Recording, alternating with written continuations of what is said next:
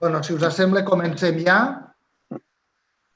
Per diferència a tots els que ja esteu incorporats, benvinguts als Click Meetings de la Cambra de Comerç de Lleida, que sapigueu ja que és una iniciativa que ja portem durant un temps. En aquests moments, l'altre dia estàvem repassant ja el nombre d'assistents, estem sobrepassant ja els 1.000 assistents durant totes aquestes sessions de Click Meetings que intentem fer els dilluns, els dimecres i els divendres a les 11 del matí.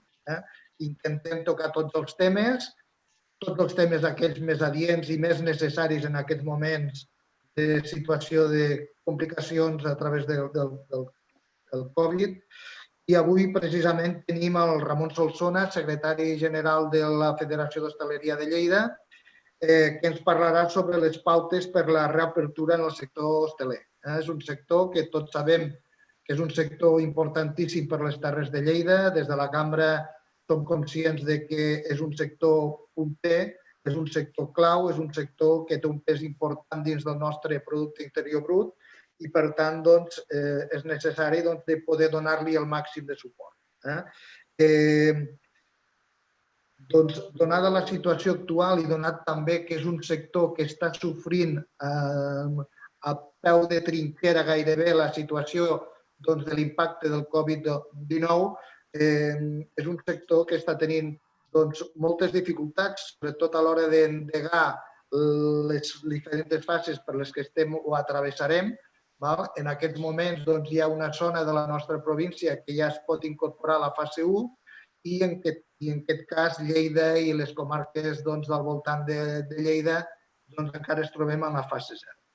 Per tant, i davant de la incertesa i la desinformació que hi ha en aquests moments per part de les administracions en quant a com fer front a aquesta desescalada de l'activitat empresarial, la incorporació de les noves activitats i, sobretot, davant de la desinformació que hi ha en aquest sector especialment i per la importància que té, hem cregut convenient convidar a la Federació d'Hostaleria perquè ens ajudi a resoldre tots aquests dubtes. Per tant, Ramon, tens la paraula i aviam què ens expliques. Gràcies. Molt bé. Bon dia, Josep Ramon, i felicitats per aquesta iniciativa, que la veritat és que nosaltres també estem fent esforços per aprofitar aquestes noves tecnologies i veiem que en aquest cas són pràctiques i també és una bona manera d'arribar, de fer arribar la informació precisa i bona i fiable a la gent perquè comparteixi amb tu que aquest excés d'informació que hi ha, aquest allau informatiu, el que provoca al final és desinformació. Doncs, si us sembla, el que havia plantejat és fer una xerrada, diguem-ne, basant-nos en les novetats que tenim. Sabeu que això és un continu, és a dir, que jo us estic parlant d'una cosa i després a la tarda n'hi ha una altra. És una cosa que ens hem d'acostumar a viure amb aquesta incertesa i amb aquesta evolució constant del marc normatiu. Però us explicaré més o menys el que tenim ara en marxa. Sabeu que ara, tal com deia el Josep Ramon, tenim dues situacions a la nostra demarcació. Tenim la fase 0 i la fase 1. La fase 0 és la que vam començar tots i que tenim restaurants que els que volen poden fer menjar per emportar en unes condicions determinades que ja veig que són conegudes i no hi entrarem, amb unes garanties sanitàries. I les novetats estarien amb la fase 1, que es va incorporar la gent aquest dilluns, i són la zona del Pirineu i Aran. Aquestes novetats van ser enfrades, van detallades amb una ordre que va sortir el dissabte al matí, una ordre que té 40 pàgines i que se regula amb bastanta, no diria precisió, però sí que amb bastant detall, com s'ha de portar endavant les activitats, qui ho pot fer, en quines zones geogràfiques, en quines condicions per als treballadors, i quines condicions han de portar les activitats que es poden fer, com ens podem moure per les zones, no? I llavors regula tota una sèrie parla de mesures de caràcter social i després, en concret, del nostre sector, regula 3 activitats. El capítol 4 regula el tema de en quines condicions poden treure les terrasses. El capítol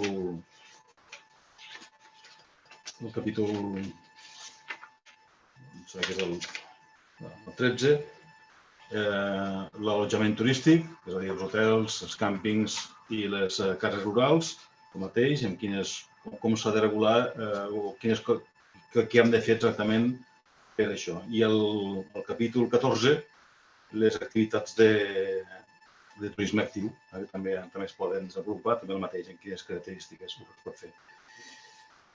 Amb el que fa referència, jo el que havia pensat era això, parlar-vos de les novetats aquestes, de la fase 1, les terrasses, primer els allotjaments, els esports d'aventura així en general, parlar dels grups aquests de 10 persones, que és el que també ens marca una mica, la mobilitat, que també és una altra cosa, una pregunta recurrent.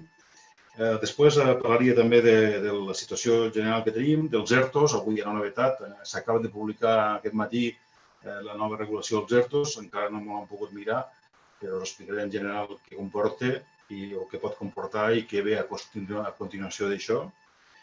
També el sistema de còmput, és a dir, com podem saber si anem bé o no anem bé i què estem fent nosaltres al respecte, almenys, per això.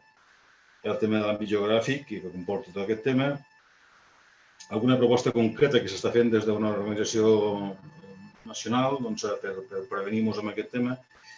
I després, el LIGO, bàsicament, que hi ha de les certificacions de qualitat, en aquest cas del tema sanitari, que està sortint com a bolets i provoca molta confusió, i el tema dels viatges dels estrangers per a aquesta propera temporada. Això és una mica l'esquema que d'això, llavors, a continuació, tal com ha dit el Joan Ramon, crec que obrim un torn de preguntes en les quals podeu preguntar el que hem dit avui o el que penseu que us inquieta més. En relació a les terrasses, la novetat és que, amb referència al que ja havia publicat fins ara, de la zona aquesta de les 4 illes i això que ja podien treure terrasses, han detallat en concret que una terrassa es considera terrassa al aire libre todo espacio no cubierto o todo espacio que, estando cubierto, está rodeado lateralmente por un máximo de 2 paredes, muros o paramentos. Això seria la consideració de terrassa. Abans no entraven en això. Ens deixen ficar les terrasses a l'exterior perquè tot el que està a l'exterior redueix el risc de contagi. Amb la qual cosa, com menys barreres fiquem a l'exterior, més possibilitats o millors garanties podem tindre de cara als nostres clients. Amb la qual cosa, totes aquestes terrasses que estan tancades o es poden tancar, els laterals ben oberts, perquè hi ha força ventilació. La ventilació afavoreix, diguem-ne, o perjudica a la difusió del virus. A les terrasses parla de que es poden ficar grups de taules, poden ficar el 50%, que van parlar del 30%, quan es van protestar, vam dir que això era massa justet i van donar fins al 50%. Continua sent poc, però és més que el 30%. El que s'ha de garantir és una distància de 2 metres entre taula. Ja s'ha dit algun aclariment que parla d'entre lateral de taula, és a dir, d'una taula a una altra, 2 metres. Jo diria que intenteu respectar la distància mínima entre 2 seients que estiguin ocupats. És a dir, no només respectar la distància de 2 metres entre taula i taula, sinó que entre 2 clients que estiguin sentats hi hagi almenys la distància mínima, jo diria, d'1 metre. La distància mínima és una variable, diguem-ne, que depèn una mica de qui ho diu. L'estat espanyol amb els mateixos ordres, a vegades en un lloc te parla d'1,5 metres, en un altre te parla de 2 metres. Últimament tothom està ja introduint 2 metres, la Generalitat 2 metres. Si mirem a la pàgina web de la OMS, recomana la distància mínima 1 metre. Jo us diria que això és relatiu, relatiu en funció de si fa vent, si jo camino, si vaig corrent darrere una persona, en fi, la distància mínima de risc de contagi, diguem-ne, varia en funció de si el vent ve cap a mi, tindré més possibilitats de que la microexpressió que faci aquesta persona parlant m'arribi amb més intensitat. Si jo estic darrere seu és més difícil, però si ve l'aire cap a mi també pot ser que sigui fàcil. És a dir, crec que s'ha d'aplicar el sentit comú amb el tema aquest de la distància mínima. Parlant de les terrasses en concret, la distància és un dels factors més importants per previndre la infecció. Nosaltres som responsables del nostre local de que els clients preservin aquesta distància. Com ho podem fer? Ficant alguna rotulació al terra, al tanto amb la dispersió. Ja sabeu que tots tenim tendències a que els clients els sentam moure les taules, intentar que, ja ho sabeu, és un dels punts conflictius que podem tindre als nostres locals, el tema de les distàncies entre els clients, que a pesar que nosaltres ho puguem dibuixar, després ells ho reacondicionen. Molt important, les distàncies. I en el cas de les taules ens obliguen 2 metres, o sigui, el legal és 2 metres entre taules, i el que jo recomano és que, a més, hi hagi almenys 1 metre, que és el que diu l'OMS, entre 2 persones sentades entre diferents taules, no a la mateixa taula. L'ordre en cap moment parla de la gent que està sentada a la mateixa taula. Una taula petita no hi ha distàncies. En una taula gran, en 2 taules, la distància és entre 2 taules de diferents grups diferents. No es parla de distàncies entre persones de la mateixa taula quan la taula sigui fins a 10 persones, que això sí que ho preveu. Llavors parla de la distància interpersonal entre aquestes 10 persones. Després hi ha alguna... La veritat és que és tot una mica enrevessat. Si hi ha preguntes després ho aclarirem. Aquí no diu res, però es pot servir menjar, es pot servir beure, en una terrassa a l'exterior se pot fumar. És a dir, l'activitat és la normal. L'únic que s'ha d'intentar mantenir és la distància entre els clients de diferents taules i el camarer, constatant-se a la taula, buscar el sistema perquè ficar una taula auxiliar, per exemple, o deixar la bandeja i marxar, que se serveixin els clients. És a dir, intentar preservar al màxim la distància entre el personal i el client també. Si anem al capítol 13, perdoneu, he passat els documents aquests del BOE amb un resum que hem fet nosaltres a l'associació aquí a la web perquè us ho compartiran aquí al xat perquè qui vulgui no ho tingui ho pugui tindre. Us ho recomano que us llegiu el BOE. I aquest apartat en concret hi ha molts detallets. Per exemple, parla que hem de tindre el gel perquè la gent se pugui desinfectar les mans. Hem de tindre 4 detallets d'aquestos que s'hi ha de pensar, perquè això de contenidor perquè amb el peu puguis aixecar la bossa d'escombraries i posar-ho a dintre. Hi ha 4 detallets que s'ha de tindre en compte. I el més important és la distància de seguretat i totes les mesures que això ja estem més acostumats, les mesures de neteja i desinfecció. El virus se'l guanya amb sabó i lleixiu. Amb sabó i lleixiu se guanya el virus, amb el qual el que hem d'intentar és augmentar les freqüències, tal com ens diu aquí el decret. Parla de, per exemple, els lavabos, hem de tindre els lavabos oberts i els lavabos ens parla d'una freqüència mínima de 6 vegades al dia. Per garantir aquesta freqüència, s'han de redactar uns protocols de neteja. Un protocol vol dir, mira, això se neteja tenint en compte aquests paràmetres, amb aquests productes, amb aquesta mescla que fem. És com si féssim una recepta de cuina, per explicar com se neteja un lavabo i ho faríem amb aquesta freqüència. No sé, nosaltres farem 8 vegades, llavors se fa uns quadres que us deuen sonar de quan anem a alguna àrea d'autopista o quan anem a algun lloc així més gran, que te fiquen als lavabos, aquest lavabo ha estat fet a tal hora per la senyora tal, o pel senyor tal.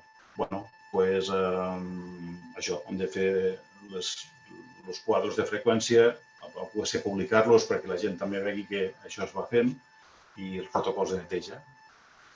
No hi ha... És els punts més importants, guardar la distància, el tema de la higiene i de la desinfecció i el tema de tindre en compte aquests detalls que us heu de llegir l'ordre que diu exactament, no sé, posar el cubo a la porta, al sortir, perquè la gent pugui deixar els guants o que sigui allà, no? El gel, el punt de gel, són obligacions que ja tenim que abans no teníem. En el que fa referència als hotels, està el capítol 13, aquest és una mica més extens. Aquí parla de que, no m'atreviria, això ho hem estat preguntant, uns en diuen una cosa, els altres diuen uns altres, en fi. Hi ha dubtes a l'entorn d'on s'ha de servir podem obrir un hotel, la gent no pot fer ús dels espais comuns, hem de tindre en compte els llibres, aquestes coses, tot això anul·lat perquè són superfícies de contacte que és més fàcil la transmissió, amb la qual no es pot fer ús d'aquests serveis, no es pot fer ús si tenim spa o si tenim gimnàs, però res, d'això en algun moment no es pot entrar, a no ser que sigui exclusivament per un client i després fem la desinfecció de tot. Això sí, hi ha alguna excepció en aquest sentit.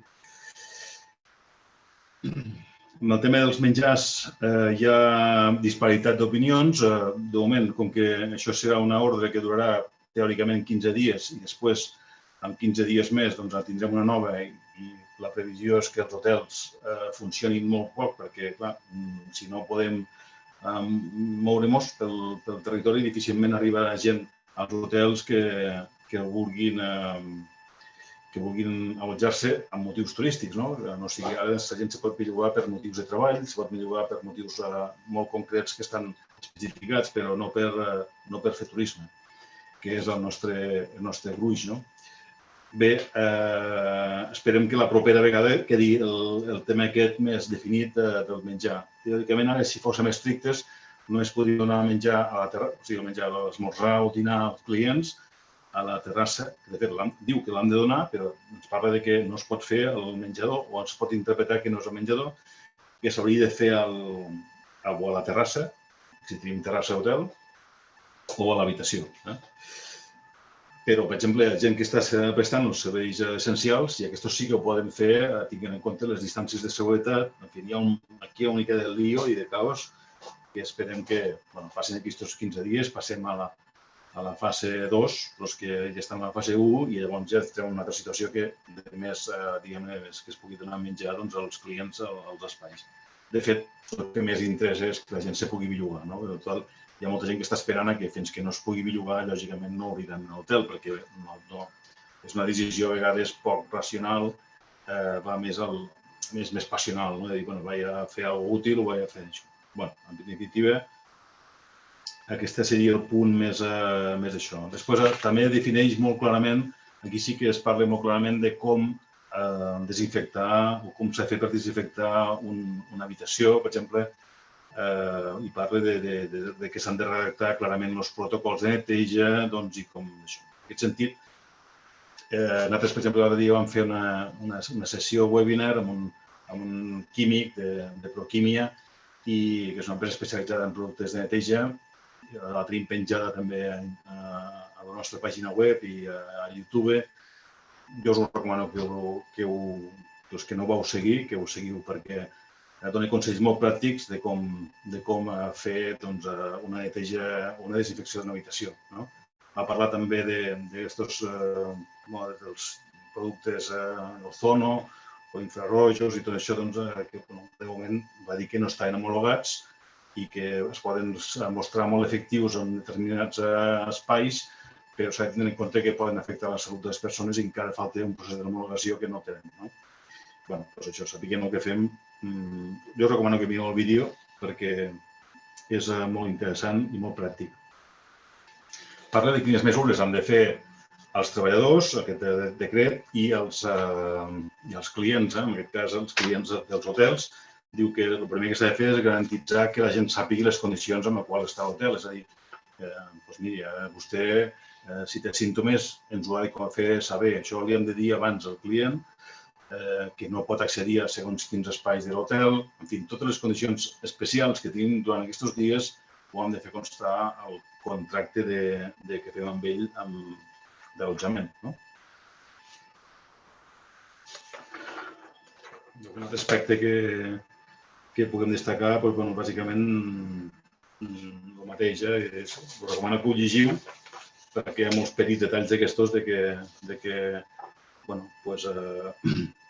compartir les zones, bàsicament les zones comuns, i a més és que protocols de neteja, que això ja estem obligats a fer-ho, ara que ens canvien són les freqüències, potser ho hem de fer més, i bàsicament tindre en compte la distància mínima entre empleats i entre clients. I el que fa referència als esports d'aventura, la veritat és que hi ha molt poca... No s'han trencat massa el cap i amb dos o tres, a mitja pàgina, s'ho han fulminat. Diu que es podran fer les activitats d'esport d'aventura, fins a 10 persones, s'hauran de desinfectar el material que puguin fer i molt poca cosa més serien això. Ho podeu veure mateixos aquí amb això. Clar, les esport d'aventura estan igual que els hotels, fins que la gent no es pugui bellugar, no poden arrencar, es pugui bellugar entre zones, diguem-ne, almenys entre la comunitat autònoma, doncs no farem, no podran començar perquè no té sentit. Amb el que fa referència al grup de 10 persones, això parla en general, els que estan ja a la fase 1, poden fer trobades fins a 10 persones en una terrassa, però també en àmbits familiars. I parla que també s'ha de respectar aquesta distància interpersonal que no diu la distància concreta, no diu, però que la referència és aquesta que us he dit. Uns parlen d'un metro, ells parlen d'un metre i mig en alguns espais i 1 metre o 2 metres en un altre. El tema de la mobilitat. El tema de la mobilitat després va sortir això dissabte i després hi ha hagut diferents aclariments que ho han deixat bastant clar que es pot fer. Clar, no podem... La mobilitat de la fase 1, els que estan a la fase 1, se poden moure per tot l'espai en el qual ells estan i dintre la mateixa província. És a dir, no podem, de la fase 1, diguem, el Pont de Suert, que està en la fase 1, podríem passar a l'Aragó, que també està en la fase 1, però que és una altra província, no hi poden anar. Només se poden bellugar per la zona de... També parla dels que són àrea d'influència. Suposo que els ajuntaments han de fer algun tràmit per poder, no sé, per exemple, estan allà molt a prop del Pont de Suert, suposo que poden baixar a comprar el Pont de Suert, no? I poden fer legalment, sempre i quan, no sé si estan autoritzats pel govern civil o qui sigui, però parla que aquests que són fronterers, diguem-ne, tinguin facilitats per poder interactuar. No sé fins a quin punt i quin això arribarà, però ho preveu el decret. Bé, els que estem en fase 0 ja tenim més experiència, ja ho sabeu que estem limitats amb de justificar els moviments, amb les justificacions que ja sabem, de treball o d'atenció a persones més grans, ja ho sabem tots, les excepcions que tenim i les franges horàries que tenim per això. Al grup 1, al fase 1, no hi ha franges horàries, de moment. Els ERTOs. Els ERTOs, avui mateix us he anunciat que ha sortit la modificació, que encara no hem entrat a valorar. El que sí sabem és que durant avui farem una adreça circular per dir exactament quina valoració en fem i què aconsellem. El que sí sabem és que hi haurà una negociació o hi haurà una propera adequació dels ERTOs al nostre sector en concret, al turisme i a l'hostaleria en concret. I a d'altres sectors també, segurament. I que anirà molt en funció no de l'estat d'alarma, sinó de l'activitat, és a dir, de l'activitat real que puguem fer. Perquè, clar, si ara es preveu que aquest estiu no es pugui treballar, per molt que s'aixequi l'estat d'alerta, que puguem allargar els ERTOs fins que sigui possible, o fins que l'activitat se pugui reactivar, i això seria l'ideal. I després hi ha el tema aquest de la garantia també, de la garantia que es vam acceptar tots, de tornar a donar feina. A nosaltres ens agradaria a tots tornar a donar feina, però no sabem si ho podrem garantir, això, i si no ho garantim ja sabem que ens hem compromès a tornar els diners que ara ens ajuden, no? És a dir, el cost dels ERTOs, el cost de la seguretat social dels treballadors, pràcticament. Aquí sí que ha sortit alguna millora que parla de que hem de veure els detalls també, perquè crec que ha sortit alguna cosa, però no és allò que tots quedem eximits, sinó que hi ha una sèrie de condicions que hem de complir. Veurem el detall d'aquesta operació. O sigui, en definitiva, això està evolucionant i continuarà evolucionant. O sigui, no s'acaba amb el que hi ha avui, amb el que ha sortit avui, sinó que s'han compromès a que més endavant hi haurà alguna altra modificació que ens afectarà directament al nostre sector. El sistema de còmput. Mira, el sistema de còmput ens estem trobant, el còmput, per exemple, aquí a Catalunya, no sé, s'ha inventat un sistema que diu que és transparent i que és públic i tal, però no hi ha manera de saber exactament si anem bé o no, si anem progressant bé o no. Al diari constantment està sortint l'índex d'afectats o d'infectats, perdona, si el número d'infectats o el número de funcions, però no parla de l'índex que ells, que no sé el nom, clientitat EM, no sé què, que és el que regula si ens qualificarà si poden passar de fase 1. Nosaltres vam demanar de seguida que va sortir una mica d'informació de com se fan aquests càlculs, vam demanar també d'intentar, estic convençut que no van tindre en compte, per exemple, un element com l'Arnau, que és un centre de referència que dona assistència no només a l'àrea geogràfica de Lleida, sinó que dona assistència a tota la gent del Pirineu. Avui hi ha gent de l'Aran ingressada a l'Arnau, per exemple, però també hi ha gent de la Llitera o gent de la Franja, diguem-ne, o també hi ha hagut gent d'altres llocs. Llavors, jo crec que això lògicament és una cosa evident i s'ha de fer, però el que no ha de fer és computar-nos negativament. Llavors s'hauria d'introduir algun element corrector per això. No sé, ho hem demanat si es pot aplicar algun índex d'aquest tipus i, sobretot, demanar explicacions és a dir, que ens expliquin el que ells diuen. És a dir, si realment són datos públics i són datos transparents, com ens han de donar la font dels datos i el sistema de càlcul, perquè puguem saber tots si és lògic això o no és lògic, o si anem bé, no anem bé, i fer datos públics dia a dia per saber l'evolució aquesta, com va, no? No sabem, ningú sap. Ara esperarem que la setmana que, no sé, demà o si ens diran que passaran l'informe d'urgència al Ministeri i tots ens quedarem, i què ha passat aquí? És una mica el que estem demanant i de moment no... Jo crec que és...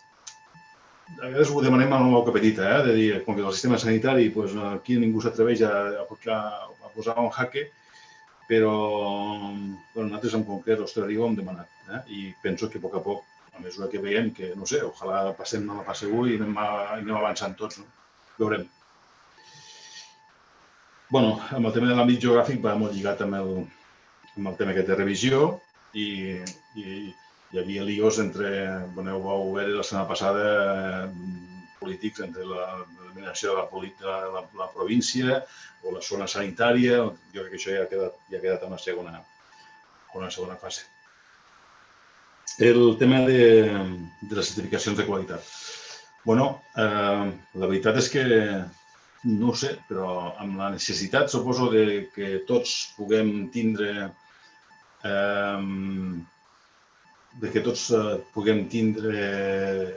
alguna garantia, s'ha generat aquí un allau de propostes, de certificacions i de mesures sanitàries.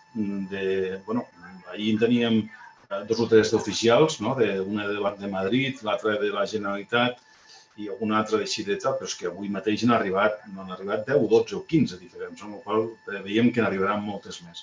Clar, tot això són certificacions plus, és a dir, qui vulgui oferir un plus de seguretat a casa seva, potser li agrada una concreta o una aplicació només de tot el conjunt que fan, una cosa concreta. Cadascú a casa seva crec que pot fer el que cregui oportú. Però que hem de saber que el que és realment obligatori per complir amb la normativa és el que tenim publicat al BOE. El que més és complementari i ho fem perquè volem. Ho hem de tindre clar, no perquè ningú ens obligui o perquè ens sentim obligats, no. Ho fem perquè volem o perquè creiem adequat fer-ho a casa nostra. Aquesta és una mica la diferència. Tot el que és que a vegades t'arribem al sello del Ministeri de Sanitat o del Ministeri de Turisme. No, és igual. Són sistemes que segurament han validat la sanitat. Han dit, és vàlid, però és vàlid perquè a mi te demanen fer el Pino Puente. Clar, la sanitat diu, sí, això és vàlid, però no cal fer el Pino Puente. Es pot donar la garantia sanitària sense fer el Pino Puente, que alguns d'aquestes certificadores ens demanen, no? Ara, que jo a casa meva vull fer el Pino Puente, ho puc fer. Si jo ho accepto i crec que és una bona garantia pels meus clients i pel meu negoci, ho puc fer. He de ser conscient que dono aquest plus extra al meu establiment. Llavors puc ficar el sello, però és voluntari. Nosaltres formem part de CEGE, que és la patronal d'hostaleria d'Espanya. N'hi ha dues, n'hi ha una d'hotels i una de restaurants. I CEGE és la de restaurants, veriament. Aquests sembla que els hotels també hi entraran, estaran fent el que acaben de muntar, però han fet un sistema molt bàsic, però que entra dintre d'aquest aspecte que diem de complir la llei, no d'oferir plusos, alguna cosa més, però molt poca cosa més, molt bàsic, que parla de donar una garantia d'establiment segur. La seva marca serà establiment segur. I pels nostres associats, i fins a 5 treballadors, és gratis. I te dona formació de 2 hores als treballadors per conèixer els aspectes mínims bàsics per lluitar amb el virus. Us recomano que us ho feu. Se diu Hostaleria Segura. Mireu la pàgina web, Hostaleria Segura. Jo crec que avui és la millor proposta per entrar amb més coneixement de causa en aquest món d'això. I després, en relació al viatge dels estrangers, mireu, jo també parlant de la mobilitat en general, ja estem parlant una mica d'una cosa objectiu, o dir coses objectives, que és el que més us he dit, que és dir el que diu la normativa o dir el que està passant amb caràcter objectiu. El que passarà amb els estrangers i amb això ja entra dintre del món subjectiu, de l'opinió meva personal que pugui haver, més enllà que us pugui dir 4 coses objectives que tenim sobre la taula. El primer que tenim sobre la taula és que ahir mateix va sortir publicada una ordre que parla de que les persones que entrin a Espanya hauran de fer un confinament de 15 dies. Amb la qual cosa, mentre això estigui en vigor, això s'ha publicat a Espanya, però també s'ha publicat a Xina, s'ha publicat a Alemanya, s'ha publicat a Anglaterra, i és una cosa que els països aniran ficant per preservar el seu entorn, ni més menys. Això no vol dir que això es vagi aixecant, o potser s'aixequi per països concrets, o potser s'aixequi per altres situacions. Però, en general, hi haurà una protecció del país per a la gent que entri, amb la qual cosa això el que farà serà arrestar gent que vulgui vindre. Això per un costat. Per un altre, la Unió Europea, de moment, ha allargat ha ficat restriccions temporals pels viatges no essencials. El turisme són viatges no essencials. I de moment ho ha allargat fins al mitjans de juny. Però la Unió, tant Alemanya com algun altre país, estan recomanant, a Bèlgica crec que també, estan recomanant que aquest estiu la gent no ni somia sortir del seu país, que es quedi en el seu país. Amb la qual cosa, què passa a Lleida? A Lleida ens passa que tenim les pernotacions estrangers anuals estan a l'entorn del 20%. És una quantitat important, el 20%, però no és fonamental com pot ser a la costa. A la costa estem parlant del revés, la costa és el 80% i el 20% nacional. Mentre aquí pugui arribar el client de Barcelona, diguem-ne, i l'àrea, bàsicament la influència de Barcelona, a l'estiu, crec que aquest estiu podem salvar els trastes del Pirineu, diguem-ne, perquè la gent ens està percebent com una destinació sana, en aquest moment això és un valor, i si la gent se pot bellugar, crec que podrem treballar en aquest entorn. Això ja, com podeu veure, és entre el planell de la subjectivitat o de la meva opinió. El que també us volia dir és que tenim diversos fronts oberts que nosaltres no hem descansat de posar sobre la taula. Tenim, ara nosaltres estem treballant, per exemple, amb PIMEC Turisme molt intensament i ara segurament farem un manifest en el qual recollirem tota una sèrie d'aspectes i posarem en relleu tot el que queda pendent. Aquí no hi ha hagut cap acció allò contundent d'ajuda com hi pot haver en d'altres països. Potser l'ajuda més important ha estat en el tema dels ERTOs, que ara està pendent, a veure com ho podem allargar, que ens solucioni tot el cost dels treballadors, que és una part molt, molt important i que això de moment està atenuat i esperem que s'acabi solucionant, i solucionant bé. No ho tenim solucionat, ho tenim solucionat fins ara, però falta veure tota aquesta escalada de sortida com l'anirem solucionant. Falta solucionar el tema dels lloguers. Certament els lloguers ha sigut un punt conflictiu. He de felicitar la Càmera per l'iniciativa d'aquesta de fer un centre per intentar mediar entre el propietari i el llogater. Nosaltres estem assessorant o estem indicant a la gent que tinguin en compte tots els aspectes que s'han de tenir en compte, que la majoria de grans operadors del nostre sector no paguen el lloguer i han negociat no pagar el lloguer o pagar percentatges molt baixos, amb la qual cosa nosaltres aconsellem que intentin fer el mateix amb molt poques eines i amb la confiança de com avançar això. També tenim el tema del finançament dels bancs, també nosaltres hem fet una enquesta, hem constatat que hi ha hagut abusos, que el percentatge mig de tipus és gairebé supera, quasi s'apropa el 3%, amb altres tipus també de costos afegits, de comissions d'apertura i tal. Jo penso que en situacions excepcionals hi hauria d'haver crèdit excepcional i a França han fet crèdits al 0,25% sense cap tipus més de despesa. Això és el que necessitaríem i no acaba d'arribar. També necessitem ja ajuts ajuts a fons perdut, perquè és que els crèdits s'han d'acabar tornant i estem fent muntanyes que després seran molt difícils de superar i no arriben. No han arribat amb comptagotes algun de la Generalitat, però la Generalitat també està com està i costa molt d'arribar. Nosaltres estem ara en aquest moment, des de primer que vam fer un manifest en el qual posem en relleu totes aquestes coses i continuem insistint en el que pensem que s'ha d'insistir.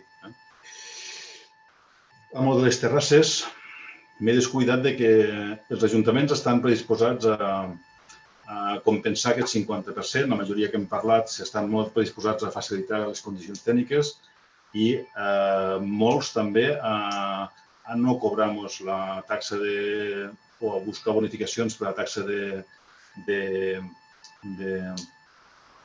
d'ocupació de via pública, que és la que ens ocupa en el cas de les terrasses. Jo us diria que si en algun ajuntament teniu problemes tant amb el tema tècnic com amb el tema de taxa, ens oferim per intentar solucionar-ho.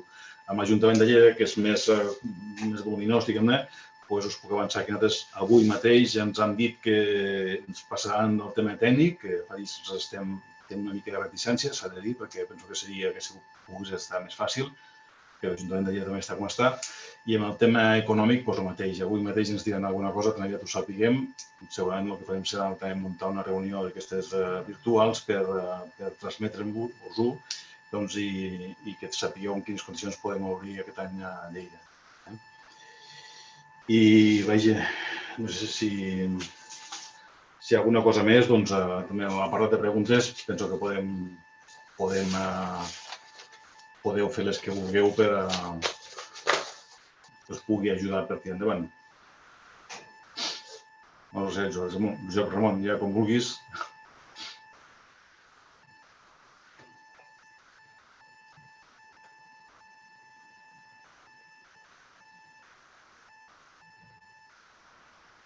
Sí, Jaume? Ramon? Sí? Què tal? Bueno, jo aquí veig que tenim 3 preguntes, ¿vale? Una del Juan José Calvetó. Buenos días, Ramón. En algún sitio de internet se ha publicado que por parte de la Generalitat quieren obligar a que los trabajadores que se incorporen deben pasar un test de estar libres de COVID antes de incorporarse. ¿Sabéis algo en este sentido? Si es cierto, ¿serían pruebas gratuïtes? Aquesta és la pregunta. Bueno, no, això no és ben bé així. Nosaltres tenim un informe, l'informe de la Generalitat el tenim i no parla de que s'ha de fer proves, parla de que es pot fer proves justament quan el treballador pugui tindre símptomes, no per garantir això. Nosaltres recomanem que sí, que els hi puguem fer proves. De fet, la mateixa consellera també ha fet algunes declaracions que veu una imprudència que es facin proves a les empreses. Quan nosaltres pensem que és una bona, segurament una de les millors garanties de poder oferir que si els nostres treballadors ja ho han superat o no entenen en aquell moment que es fa, doncs és la millor manera de garantir-ho. En relació als costos, no. De moment, els costos els ha de pagar l'empresa. O no sé si les mútues estan disposades, però em sembla que de moment no. Nosaltres sí que hem passat un correu oferint-vos qui vulgui comprar proves serològiques. I amb l'informe aquest de la Generalitat, en el qual diu que l'ús que s'ha de fer aquest ús als que tinguin símptomes. I per obtenir aquesta garantia. No sé si... Elias Panyanàs ens diu: aquest confinament pels estrangers només és fins que durin les fases o fins a nova ordre? Jo no he llegit ben bé el text, però molt me temo que si passa el que passa a altres països no serà... Ens han dit en algun foro, he sentit així de refilada que serà mentre estem en fase d'alerta, que per cert avui tornava a dir que volien tornar a allargar un altre 15 dies, però jo molt me temo que serà... Mira, això serà fins que no hi hagi una... Per mi, això ja entra al terreny de l'opinió, fins que no hi hagi una garantia sanitària de que l'enfermedad no sigui letal. També el mateix Elias comenta, diu, esteu treballant perquè Sanitat accepti la desinfecció de les habitacions i altres espais amb l'aplicació d'Ossó? Quan podríem saber aquesta viabilitat? Bueno, has fet algun comentari al respecte, però si ho vols acabar d'aclarir. No, de moment no està homologat. És un element molt pràctic i pensem que idoni per fer la desinfecció d'una habitació, perquè quan es fa la desinfecció de l'habitació el client no hi és i la personal de neteja també pot deixar el traste enxufat i fa la desinfecció i marxa, i de fet és una cosa que ja s'està fent i és un producte que s'està venent, però no està homologat. I esperem que es pugui homologar amb els sistemes ho ha de fer, no sé exactament, si ho ha de fer alguna persona amb coneixements determinats o el que sigui, però de moment el que ens han dit a la xerrada aquesta que vam publicar i que tant l'Elias com el Juanjo hi van estar, doncs ja ho veu. De moment no hi ha... Quan ho sapiguem, lògicament per la practicitat del traste i del sistema, doncs us ho farem saber. Molt bé. La Núria ens demana si volem fer proves, on les aconseguiríem? Proves de test? De testos, sí. Bueno, doncs nosaltres hem aconseguit unes quantes. Teòricament demà les enviem. S'han d'adreçar a la Federació d'Hostaleria en aquest cas o...? Sí, a la càmera no sé si en teniu. No sé si la Blanca li vaig dir, però no sé si... No, nosaltres el que sí que estem fent és a través de la gestió de compres agrupades, però inicialment hem comentat amb EPIs. Per tant, també aprofito l'avinentesa per comentar-ho aquí als assistents que si hi ha assistents que estan interessats a través de la web de la cambra podeu fer les vostres sol·licituds. Un altre espectador anònim, el tema dels ajuts, quan arribaran? Bueno, he comentat el que us he comentat. Nosaltres estem intentant articular tot el que està sortint, però no oblidant les reivindicacions que teníem des del començament, que bàsicament estan en aquests tres eixos, el tema de la millora dels ERTOs, el tema dels lloguers i el tema del finançament. Com a eixos principals, també l'aplaçament d'impostos, l'aplaçament, exoneració d'impostos, ja no només per aquest any, perquè pensem que l'any que ve també necessitarem ajuda, no? Perquè l'any que ve, llavors estem parlant d'aquests quatre eixos, bàsicament, són els que no abandonarem o continuarem fent pressió per intentar donar la màxima garantia a la gent perquè puguem continuar treballant, si no serà difícil. Molt bé. I també el mateix espectador anònim comenta que se podria proposar un canvi per l'accés als ajuts, per exemple, per majors de 52 anys, els locals que no puguin subsistir. Si tota la vida has estat autònom et quedes molt penjat, és un comentari, és la realitat, i amb els guants i mascaretes, papers, secamans, papeleres, on van?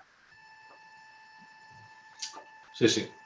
El col·lectiu aquest és el més perjudicat, i aquest i les petites empreses, bàsicament és que no ho estan ficant fàcil. I nosaltres estem reclamant, però ja es veu clarament que hi ha coses que són més o menys fàcils, però que està costant massa i veiem que ara Europa ha destinat uns diners, veurem com els canalitzen.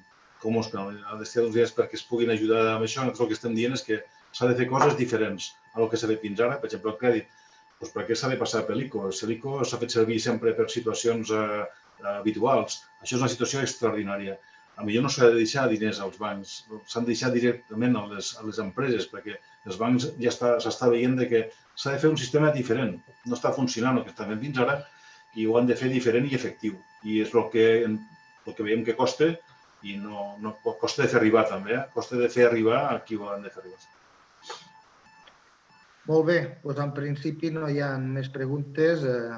Totalment d'acord, Ramon, amb el que estàs plantejant i des de la Cambra de Comerç us donem el màxim de suport i, evidentment, ens estem trobant així amb tota la resta de sectors. Vull dir, des de vosaltres, el sector del comerç, que està sofrint també les conseqüències d'aquesta situació, i d'altres sectors que l'aturada d'aquest sector tan important com sou vosaltres fa que alguna indústria agroalimentària, per exemple, on vosaltres éreu clients principals, clients A, estan sofrint també les conseqüències. Pensant en el sector càrnic, per exemple, i alimentació en general, que també estan sofrint, el sector begudes, estan sofrint aquestes conseqüències. Sí, s'afecta en cadena.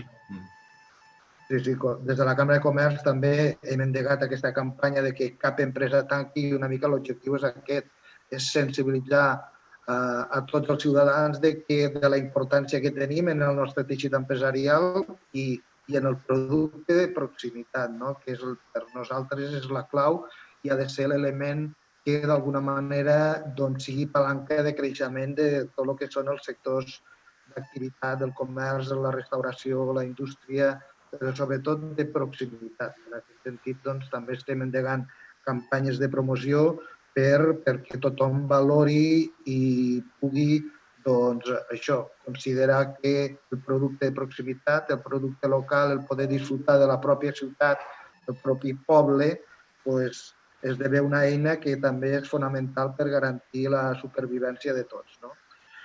Bé, si no hi ha res més, agrair molt sincerament al Ramon Solsona, el secretari de la Federació d'Hostaleria de la província de Lleida, i emplaçar-vos també al proper Click Meeting, que tindrà lloc el proper divendres, i comptarem amb la participació de la Montse Vilalta, que és la directora general de Comerç.